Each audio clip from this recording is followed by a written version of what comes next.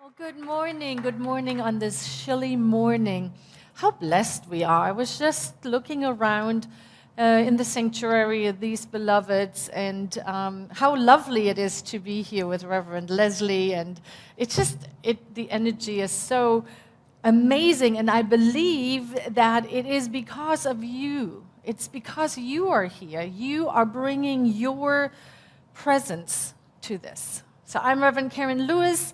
It is my joy to be here to provide the Sunday morning message this morning. And we are in this wonderful time, in this season of light. And that is what the name of this season is. It's the season of light. And we have heard some beautiful, beautiful talks and important messages on how to be with the light and with the one and how to walk it out. And today is no different. We are going to continue. The talk title today is Walking in the Light of the Divine. And I want to give a little bit of a disclaimer or a little, whatever that word is, that we're going to be talking a little bit about the shadow today. And I almost feel like I'm slipping this one in, it's like a bait and switch kind of a thing. And what I am hoping that by the end of this talk, for everyone, it is so clear that we cannot have the light without the shadow. Even here, right there, you see my shadow, right? We cannot have the light without the shadow. So I am going to talk about establishing this safe container for us to actually be willing to look at our own shadow.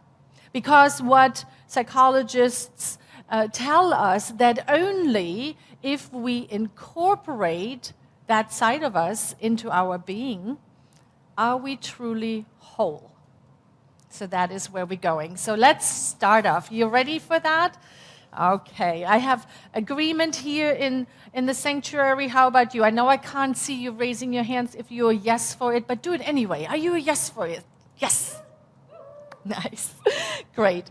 So we're going to start off with this quote from Dr. Ernest Holmes, the founder of our teaching. And he says this: "Wake up. Your word is all-powerful. Your consciousness is one with omnipotence. Your thought is infinite. Your destiny is eternal, and your home is everlasting heaven. Realize the truth." And he continues with, "I am living in a perfect universe. It always was perfect. It always will be perfect." And I want us to say that together out loud where you are. If you are in the sanctuary, we are all wearing the masks. Say it quietly, but let's say it together. I am living in a perfect universe. It always was perfect and always will be perfect. Thank you. So we want to keep that with us as we are exploring this conversation about the lightness and the darkness. And as probably everybody knows by now, I grew up in Germany. And I grew up with these two fellows. I think we have a picture of Knecht Ruprecht, the two people walking down the path. There they are. Because today is Nikolaus. Nikolaus, in Germany, every child put their shoes outside their door and hoped that Saint Nikolaus, put something yummy in them, perhaps an orange or some nuts or maybe chocolate if you were really good. Now, Saint Nick is the saint of children and sailors.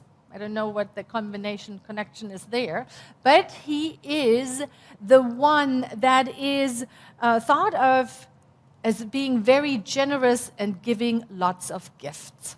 And the fellow next to him, that's Knecht Ruprecht.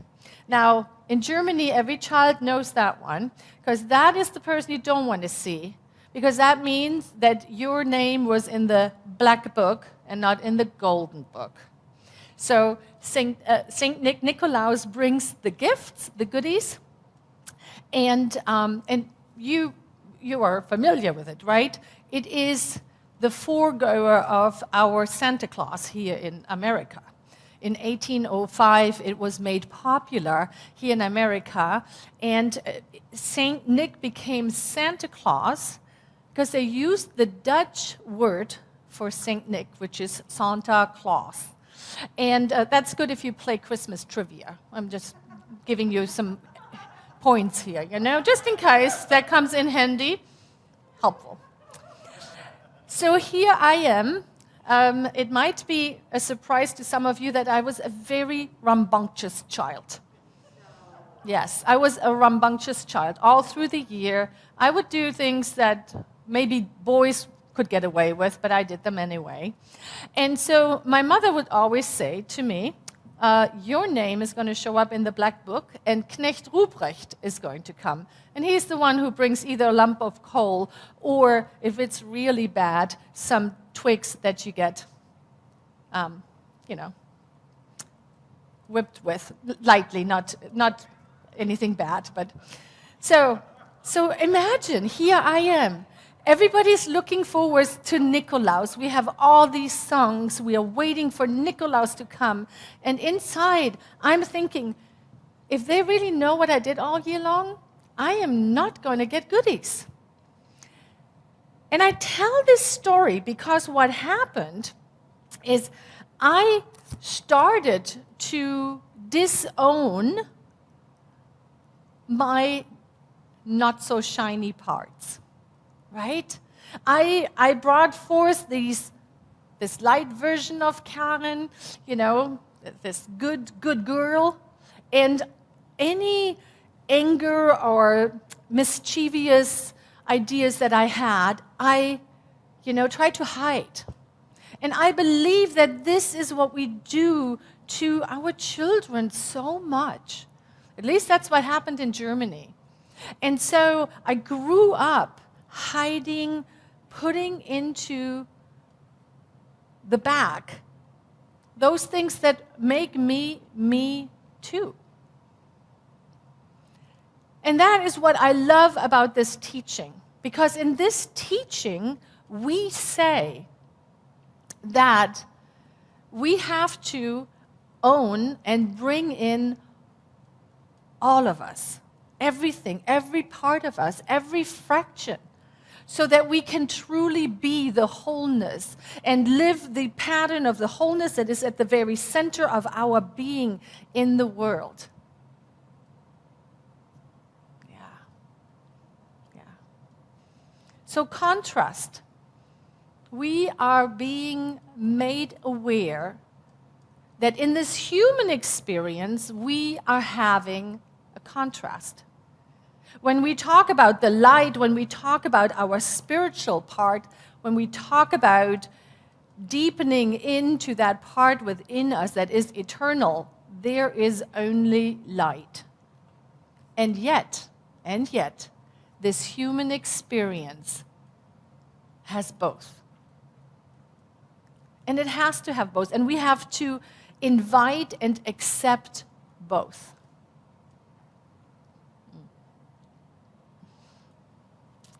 There's this wonderful story.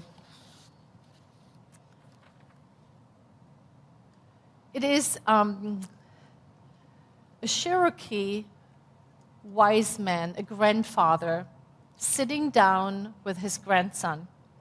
And he says, there's a fight within me. There are two wolves fighting within me.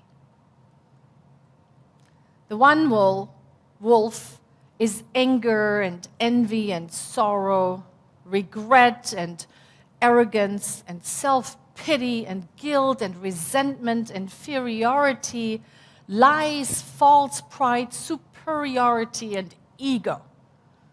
all the things I call the not so shiny parts, right? And he says, the other wolf is good. He's joy and peace and love and hope, humility, serenity, kindness, benevolence, empathy, generosity, truth, compassion, and faith. And the same fight that is going in within me, the grandfather says to the grandson, is going in you too, and is going on within everybody.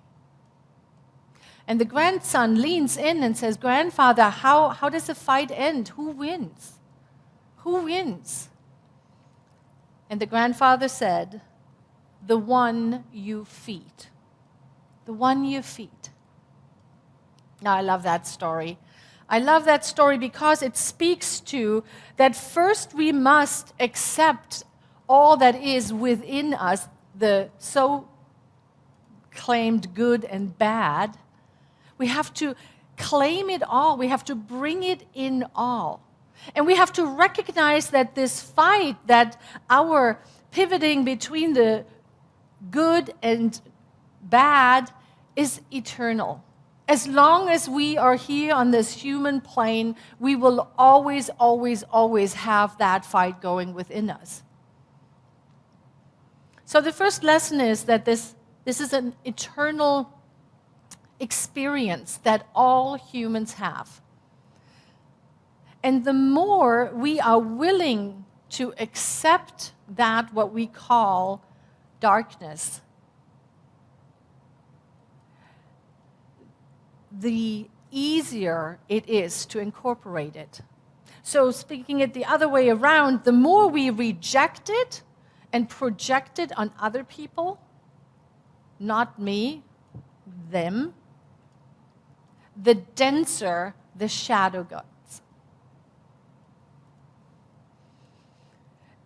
Now, if we think about it, the first wolf is easier to feed, is it not? Yes, it is easier to give in to those habits. It is easier to go ahead and have judgments about other people. It is easier to have instant gratification. All of those things. It is easier. And we are told that our brains are actually wired to feed that wolf. And where it takes more energy is to incorporate behaviors and habits that feed the second wolf. The willingness to come to every situation with kindness, with understanding, not being quite so fast to judge, for we never know what's happening in another. So the question here is really, how willing am I, how willing are we to feed that other wolf? And I was very surprised to learn that there is another ending to the story, as it is being told in the Cherokee tradition. And the other ending is, it is not the one you feed, but it goes this way. The old Cherokee simply replied, if you feed them right, they both win. You see, if you only choose to feed the white wolf, the first wolf, and the black one will be in hiding around every corner, waiting for me to become distracted or weak and jump to get attention, the attention that he craves. He will always be angry and will always fight the other wolf. But if I acknowledge him, he's happy. And the first wolf is happy, and we all win. For the black wolf has many qualities: tenacity, courage, fearlessness, strong-willed, and great strategic thinking that I have need for at times. And these are the very things the white wolf lacks. But the white wolf has compassion, caring, strength, and the ability to recognize what is in the best interest of all. Feed them both. Give them both time. Nurture them. Understand them. And you will have peace in your life. And I do believe that we can learn a lot from these wise words of this grandfather. For it is when we accept each part of us that we live a fuller life, that we show up in the world more alive, a better version of us, because we bring in all of us. All of us. So let's take one moment and ask ourselves, which part have I been pushing away that I am willing to bring into the light? That I'm willing to bring forward?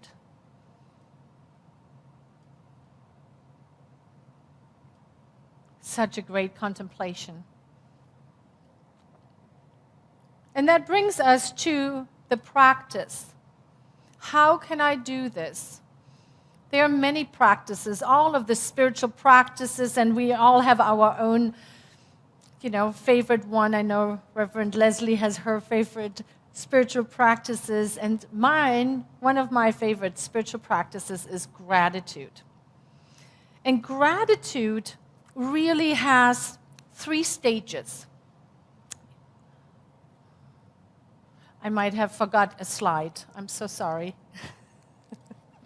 Let's see if we can share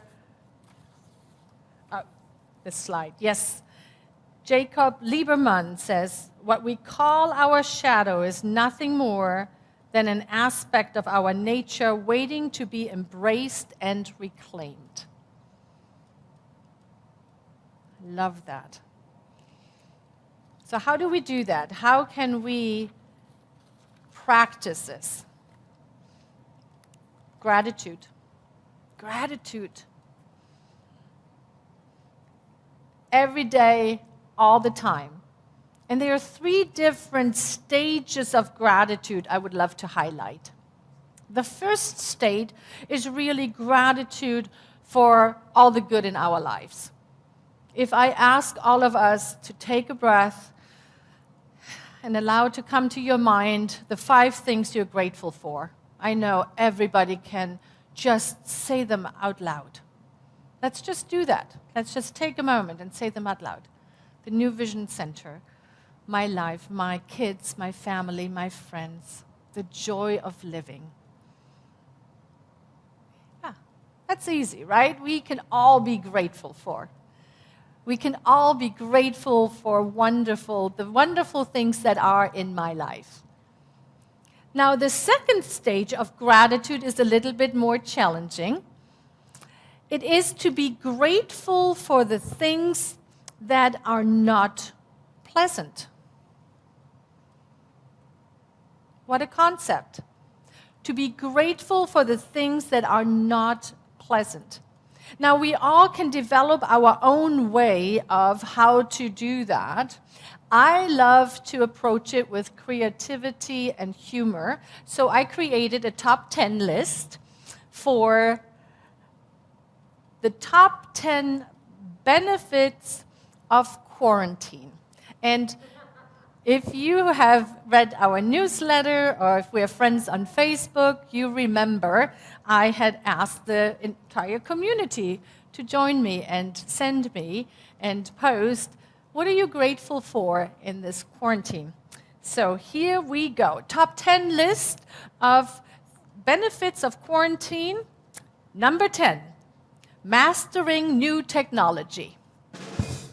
Number 9, fur babies are loved up. Number 8, Fewer showers, less makeup, no bras. Number 7 of the top benefits of quarantine, much lighter traffic. Number 6, more appreciation for my home, for our home. Number 5, people are slowing way down. Yes. Number 4, more time for creativity. Yes. Number 3, Mother Nature gets a break. Number 2, more intentional and deeper connections. And number 1, the benefits of the benefits of quarantine. Number 1 is spiritual growth, more time to meditate, and a deeper connection with Spirit. I always wanted to do that, so that made me happy. And it helps me to really feel grateful. It is what it is, right? It is right in front of us. It is experienced everywhere. We can't run away from it, and to find the joy in it. So the first stage of gratitude is gratitude for what is before us. The second one is gratitude for the unpleasant things. And that brings us to the third stage. And that stage is really gratitude for existence. Gratitude for existence. Right now, everything in nature is grateful. Every flower, every plant, every tree is grateful just to be. And so I want to remember and remind myself in those moments when I am deep in the darkness or in the shadow side, or when there's loss, what happens in life, or conflict. I want to stop and find my connection with Spirit and be grateful for simply existing. So that is the message today. Let us all invite all of our parts, the shiny ones and the not so shiny ones. Let us remember that there is not a goal to come to a point where we will not deal with any darkness that we have within us or that's coming towards us. As long as we are living, we will have that internal rub. And the way to be with it is to have gratitude for all of it. I am so grateful we are on this journey together. Please join me as we pray. And so I breathe into that gratitude as I invite all of the practitioners of this teaching, all the ministers, to simply rise. Right where you are, rise. And hold this consciousness of gratitude with me. So we recognize the allness of life. Sweet Spirit making itself known as love and harmony, as joy, as peace, as abundance, as this feeling of connectedness with one, with all, for there's truly only one life. And as we consciously step into this one life, as we allow it to have its way with us even more fully, we recognize that the pattern of perfection that is at the center of our being is making itself known out into the world with ease and grace. That elegant solutions make themselves known. That ease and grace is the guiding post of every day, of every conversation, of every experience. And so we feel that gratitude welling up within us, the gratefulness of all of life, of all the good, of all the challenges, for all the growth that is taking place. And from this deep place of gratitude, we feel the opening to include an ever greater circle of beloveds into this blessing. As we're walking consciously in the light of the divine that is everywhere present.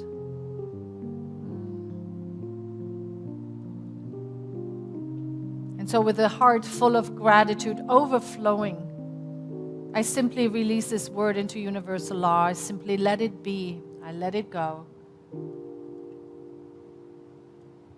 And so it is.